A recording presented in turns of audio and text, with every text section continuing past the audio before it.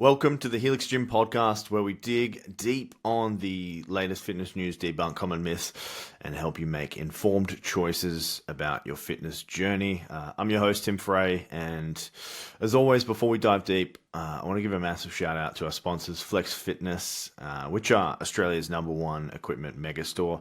Honestly, if you're just starting out a home gym or upgrading your gear, they're going to have you covered. Check out their extensive collection at flexequipment.com.au. Let's dive into today's episode. So the first section on the podcast today is called Gains on the Internet. And I know this is a brand new podcast. So what I've done is I've gone through and I've collated and looked at basically what is trending at the moment on the internet. And I actually found a really interesting study. And it was a study/fitness story that caught my attention and was shared by a lot of fitness enthusiasts all over the internet. So essentially there's a guy called Menno Henselman, and he shared a study/headline that said hardcore static stretching induces as much muscle growth as strength training. Okay, that's a recent study. So let me say that again. Hardcore static stretching, aka just stretching statically, induces as much muscle damage and growth as strength training. So essentially what he's saying here is stretching gets you as much muscle growth as strength training does, which, you know, if you're hearing that for the first time, you're probably like, bullshit. Which, when I did hear that headline or read that headline for the first time, I was also thinking bullshit. So I'll go into it. Sounds pretty incredible, but now some people are thinking they can stretch their way to a jacked dream physique. But before you fucking get rid of those dumbbells, let's go into the details of this study and actually go through the methods. And then I'll probably prove to you that it's probably not going to happen for you if you think you can stretch your way to a jacked physique. So I'd say not lazy motherfucker, but I'd say like most people out there, if there was a magic pill that you could just take and you could be in incredible shape, most people would just take it.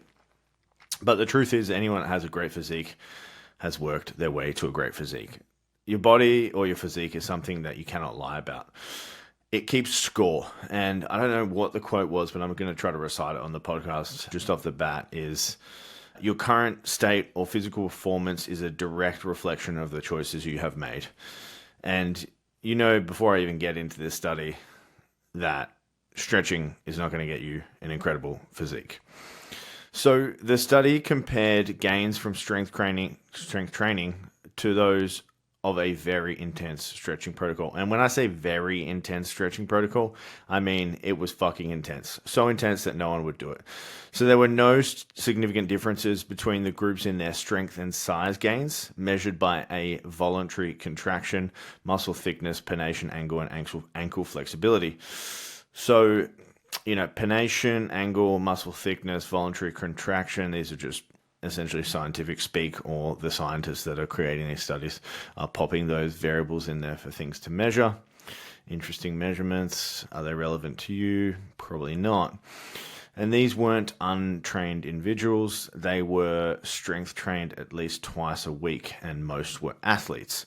These results of the study did highlight how effective purely passive stretch-mediated hypertrophy can be for muscle growth.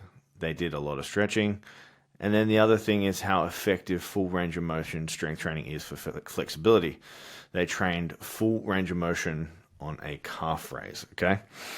However, the protocol to get these results was hardcore, whereas the strength training was conventional. The strength training consisted of 5 sets of straight leg calf raises in a leg press. So imagine you're in a leg press. You're just doing calf raises on it. I don't think this was single leg. I would assume that was bilateral. And they were doing a 12 RM. So they're working up to a heavy 12 3 times a week. Okay. And it was a respectable 15 sets of calf work. The stretching protocol consisted of a tool-assisted calf stretch. So there has to be an image for this. I don't have one on me right now, but it was 1 hour per day. And the pain score was 7 to 8 out of 10 intensity. So imagine stretching your calves for 1 hour per day at a pain score at 8 out of 10 intensity. That would be fucking agony. So the protocol here, the differences we're looking at is 3 times a week, training basically 15 minutes, doing calf raises on a leg press. And then the other protocol is stretching for an hour a day. My question to you here is, they're saying you can get equal benefits from either of these two. Would you rather do, a couple of sets of calf raises 3 times a week, or would you rather stretch your calves for 1 hour? For me, the protocol isn't valid or reliable or an equal measure, because you're not doing 1 hour of strength training versus 1 hour of calf stretching. Therefore, the results they found are pretty similar, but it's not the same thing. It's a completely different thing. They said this study is another win for stretch-mediated hypertrophy, but in terms of actually the use of stretching to get jacked, the researchers concluded the practical application seems to be strongly limited, as a weekly stretching duration of up to 7 hours compared to 3 by 15 minutes of resistance training is a lot of time spent. What do you guys think? Let me know on Instagram. Send us a message at Helix Gym. Let me know what you think of this study. For me, I'm just going to stick with calf raises to get massive calves. I'm not going to sit there and stretch my calves in a fucking medieval calf stretching torture device. Literally, it's like I'd imagine it's kind of like a stiletto style thing, an opposite stiletto or reverse stiletto, where you're in that position where your knee is over your toe or past your toe. You're doing let's say you're doing like a knee to wall stretch. You're kind of holding that thing with some medieval torture contraption for an hour. That sounds fucking AIDS. That sounds terrible. My final question on this is are the scientists bored and trying to prove stretching is the GOAT? Or should we just stick to conventional ways of getting jacked, aka doing fucking weights? Alrighty guys, we're going to get into the main topic on the podcast today. We're talking about muscle hypertrophy training volume, and this is all about sets, reps, and intensity, aka how many sets do you need in a week to build muscle? Is it better to go for higher reps? And what's the deal with hitting higher loads of 70 to 75% of your 1RM? Let's dive deeper into some of the questions that I get literally on a daily basis about training.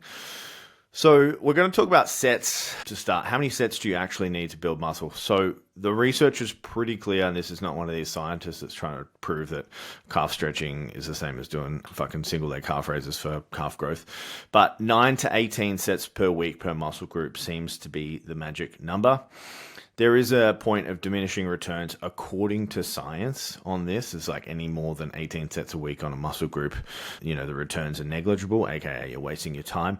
But there is a school of thought on this where there's a lot of top bodybuilders around the world that do way more than 18 sets a week, and they are fucking massive.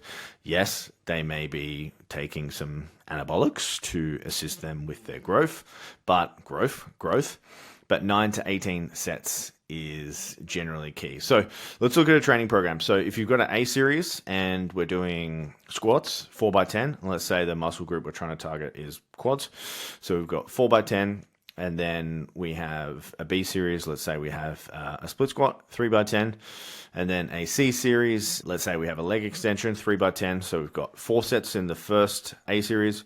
We've got 3 sets in the B, 3 sets in the C. That is 10 sets total. So if you just did that one leg day per week of that 10 sets, we would be within that 9 to 18 sets per week category. So what I want you to do listening to this podcast, I want you to think about, is your goal to build muscle?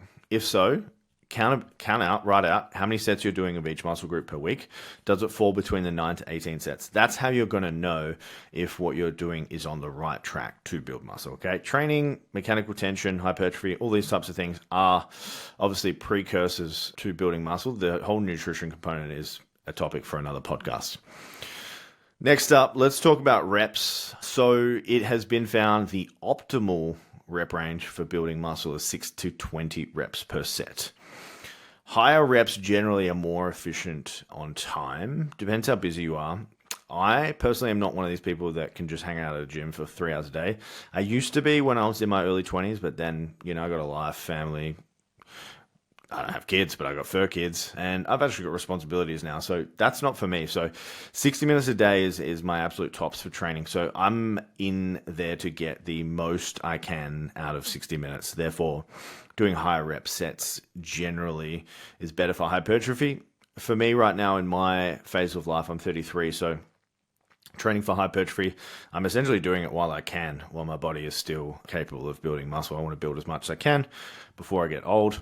Then I won't be able to build muscle anymore. So then it's just a game of holding on. Anyway, higher reps are more efficient on time. So for a hypothetical example, I'm going to prove this to you. So we've got 10 sets of one. So 10 sets, 1 rep, and you have a 90-second rest between. The total time of that, say that's an A series, is 20 minutes, okay? And then you want to flip the script here, and then we're going to do one set of 10. Essentially, you're only doing one set, 10 reps. You're doing the same amount of quote-unquote work. Obviously, the load's going to be a little bit different that you could do for 10 versus 1.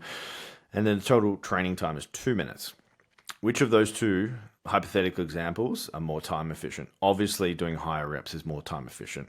That is the point I'm trying to get across here, is if you want to get hypertrophy and you want time efficiency, higher reps, less sets is going to be key for you. Higher reps, more sets between 9 and 18 is going to be key for muscle mass or development on this. And then my final teaching point here, as I actually learned this when I was doing my Masters of Strength and Conditioning, I think about like 8 or 9 years ago. But I actually did a, 25,000 word paper on muscle fibers. And if you think about how much 25,000 words is, it's a fuck ton. This was before you could just cheat and use ChatGPT or any AI tool to write essays and stuff for you. But it was 25,000 words on muscle fibers, and I had to produce 80 references for that. 80 individual references, which means you had to read 80 studies around muscle fibers. And it was pretty fascinating for me. But what I did learn doing this master's program, that you have different types of muscle fibers, and each of them essentially does different things. So you've got type 1s and type 2s. Type 1s are low and slow. So, an athlete or someone that does more long distance running would be type 1 dominant. So they would be able to go for longer distances and produce less power. Then you've got type 2s. Type 2s, strength, power. People that are good for a few reps, they're really strong, really powerful, and they're really shit at long distance stuff, aka me. I'm really bad at running, really bad at holding on for long amounts of time, but I'm quite strong and quite powerful. So if you think about me, if you know me, if you don't know me, just imagine a strongish guy, blonde, 100 kilos, a 65 kilo guy who's really long, lean, and can run for quite a while. But the point I'm trying to get at here is to target type 2 fibers, which are responsible for more growth, more strength, and more power. You need to be lifting loads of 70 to 75% of your 1RM and above, okay? And this recruits higher levels of type 2 fibers. So my 3 points here is 9 to 18 sets. We want to do higher rep training between 6 to 20 reps, and then we want to be lifting loads eventually between 70 and 75% and above to target the type 2 fibers. So they are my 3 no BS muscle gaining advice. And I gave you a little bit of science of getting jacked there. So I want to give one of our clients a shout out at Helix Gym. His name is Andrew Savage, and he has managed to drop a whopping 31 kgs. 31 fucking kilos. That is an astronomical amount of weight. Honestly, it's been nothing short of inspirational. So what he did was he hits our Adonis program. Adonis is named after Adonis, after a god. Greek god is carved out of stone. Obviously, most guys want to look like Adonis. Girls not so much, but, they like the saying as well. He hits that program 4 to 6 times a week. So some days depends on how much the man's running or doing cardio, etc. Usually he does 6 days a week now. Complementing that, during this time he was doing 75 hard, so he was doing a lot of walks and runs as well. So actually on 75 hard he lost 16 kilos, and then in his total journey at my gym, Helix Gym, he's lost 31 kilos, which is incredible. In terms of his nutrition, he's just doing macros and calories, and that's basically just within the last 12 months he's hit those. So Andrew's a really good, I guess, beacon of motivation. So if you follow us on Instagram, you would have seen his transformations of before and afters. But honestly, it's been super incredible to see. So just getting into a listener question now before I wrap up, and we have a section called Questions with Tim. And this is a question from a listener who has been battling some shin pains. So shin, SH. S-H-I-N, shin. I think it might be some shin splints, but I'll give you the question and I'll tell you what I do. So it's, hey Tim, over the last few weeks, I've had some pain in my shins, which has worsened over the weekend, which I'm assuming are shin splints. I don't plan on seeing a doctor and paying them, obviously, to tell them what I already think I know. Anyway, what should I do to help this? Do I rest my lower body? Do I keep going? Or am I just being a little bitch? I love that. Most of my clients come to me and they ask if they're being little bitches, which, sometimes they are, sometimes they're not. Jade's a bit of a baddie, so I don't think it's that. But anyway, many thanks from my little weak legs. So usually shin splints are something that happens from too much impact. So if I think about Jade, I know her training, we were doing a lot of running, we're doing a lot of jumping, and we're doing a lot of impact stuff. If you've got calves and tibia that aren't used to taking that load, so injuries happen when you get a sudden increase in training volume. So what I mean by sudden increase in training volume, if you start doing heaps of reps, if you start doing heaps of running, if you start doing heaps of jumping, if you start doing heaps of stuff that you wouldn't normally do, your body can't adapt to that. So this is what has happened with Jade, what I think has happened.